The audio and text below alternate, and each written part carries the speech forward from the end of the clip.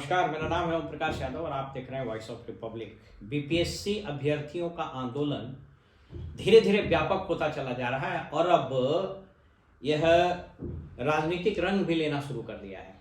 आज प्रशांत किशोर की इसमें एंट्री हो गई है। प्रशांत किशोर ने उनके समर्थन में आज गांधी मैदान के गांधी स्टैचू के सामने धरना और विमर्श का कार्यक्रम रखा था।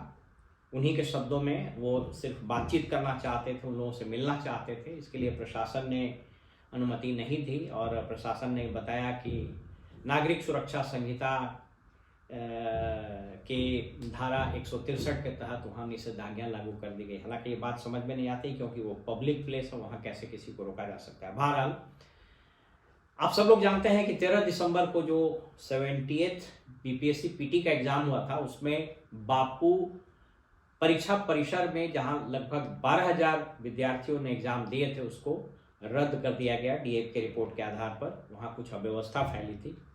आपको बताते चलें कि ये स्पष्ट हो गया कि क्वेश्चन लीक नहीं हुआ था, क्वेश्चन वायरल भी नहीं हुआ था, सिर्फ वहां पर अव्यवस्था फैली थी। उसके कारण कुछ बच्चे एग्जाम नहीं दे पाए। वो सारा चीज आपके पब्लिक डोमेन में है जिसको आपने देखा। मैं यहाँ एक दूसरा प्रश्न उठाना चाह रहा हूँ कि ये मुख्यमंत्री की इतनी लापरवाही, इतना संवेदनहीनता।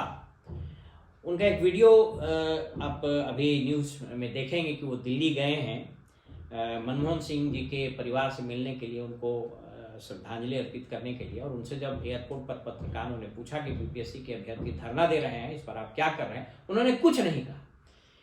अब धीरे धीरे कहीं ऐसा न हो कि प्रशांत किशोर, यद्यपि अन्य लोगों ने भी एंट्री करने की कोशिश की, एक दिन तेजस्वी भी गए, कुछ ट्वीट कर दिया, लेकिन अभ्यर्थी उनसे बिल्कुल अपेक्षा ये कर रहे थे कि वो लोग सक्रिय सहयोग दें और वो पार्टिसिपेट करें। वैसा हुआ नहीं। इस सर्द रात में पिछले लगभग 2 सप्ताह होने जा रहा है और वहाँ पर धरना लोग दे रहे हैं।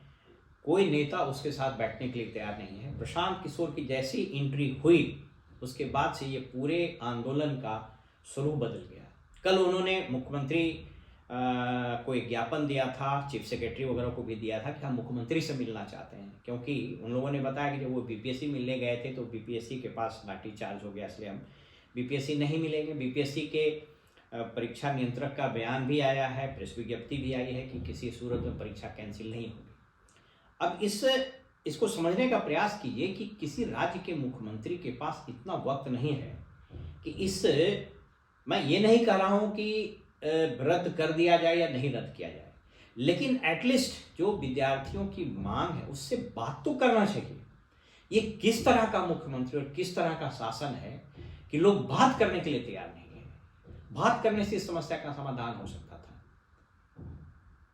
अनुमान यह लगा रहे हैं राजनीतिक प्रेक्षक कि कहीं यह आंदोलन ये 74 वाले स्टूडेंट मूवमेंट का रूप न ले ले। और प्रशांत किशोर का जिस तरह का पूरा उनका पूरा पार्टी का स्ट्रक्चर है और जिस तरह से उनके साथ उनके वेबसाइट के अनुसार लगभग 2 करोड़ से ज़्यादा लोग उसमें सदस्य हैं, अगर यह आंदोलन व्यापक बनना शुरू हो गया तो नीतीश कुमार के लिए गले की हड्डी हो जाएगी। और समस्या ये है कि नीतीश कुमार को यह समझ में ही नहीं आ रहा है, या उनके साथ जो उनके अधिकारी ने तो कहा था कि एक रियल सीएम है और एक रियल सीएम है, तो न तो रियल सीएम को समझ में आ रहा है न रियल सीएम को समझ में आ रहा है कि इनसे बात किया जाए। इसकी समस्या का समाधान हो सकता था। एक समाधान तो यह भी हो सकता था, जैसे विद्यार्थियों का ये कहना है कि अगर बापू परीक्षा परिसर जहां 12,000 विद्यार्थियों ने परीक्षा दिया था, अगर उसको रद्द किया जाता है तो फिर वो नॉर्मलाइजेशन कैसे होगा, यानी वहाँ क्वेश्चन कैसे उसी स्टैंडर्ड के पूछे जा सकते हैं। तो ये इसमें कुछ दम भी है।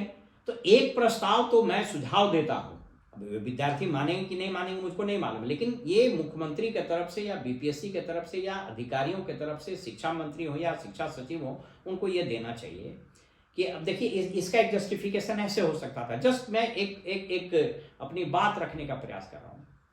3,80,000 बच्चों ने एग्जाम दिया। मान लीजिए कि 3,000 सीट है। अब उसको डिवाइड कीजिए। इसका मतलब हुआ कि इसको आप डिवाइड कीजिएगा तो आप पाइएगा कि मान लीजिए कि 3,80,000 मैं आपके सामने कर रहा हूँ, 3,80,000 इसको डिवाइड कर दिया, मान लीजिए 3,000 सीट है। इसका मतलब एक सीट पर 126 विद्यार्थी परीक्षा दे रहे हैं। अब जो विद्यार्थियों के मन में एप्रीहेंशन, उसको दूर करने का उपाय कैसा हो सकता था कि साहब जो 12,000 विद्यार्थी बापू परीक्षा परिसर में दिए, उन लोगों को भी ऐसे ही कर दिया जाए कि 126 में एक स्टूडेंट, यानी बापू परीक्षा परिसर के लिए 95 सीट आरक्षित रहे, यानी वहां जो बच्चे एग्जाम देंगे उसमें 95 सेलेक्ट होंगे। इससे एक चीज होगा कि वो क्वेश्चन पेपर कड़ा आए या इजी आए, उससे कोई फर्क नहीं पड़ेगा, क्योंकि वो प्रोपोर्शनेट सीट उसको मिल गया। ये एक मैं अपने तरफ से बता रहा हूं, वो हो भी सकता, नहीं भी हो सकता है, लेकिन विद्यार्थियों से ये बात तो की जा सकती थी। लेकिन हठ धर्मिता और संवेदनहीनता का ये आलम है कि इन लोग कोई बात करने के लिए तैयार नहीं। और कोई भी पॉलिटिशियन किसी भी पार्टी का सिर्फ ट्विटर पर और एक्स हैंडल पर ट्वीट और रीट्वीट कर रहा है, वीडियोस को शेयर कर दे रहा है, कहीं माइक पर कुछ बयान दे रहा है, सिवाय प्रशांत किशोर के, क्योंकि प्रशांत किशोर ने न सिर्फ अपना नैतिक समर्थन दिया है, बल्कि वो उसके बीच में जाके खड़े हो गए हैं। यह बात मैं आपको इसलिए कह रहा हूं कि हम लोगों को अभी भी याद है वो बातें, और इस राज्य में इसी तरह से घटनाएं बढ़ती है।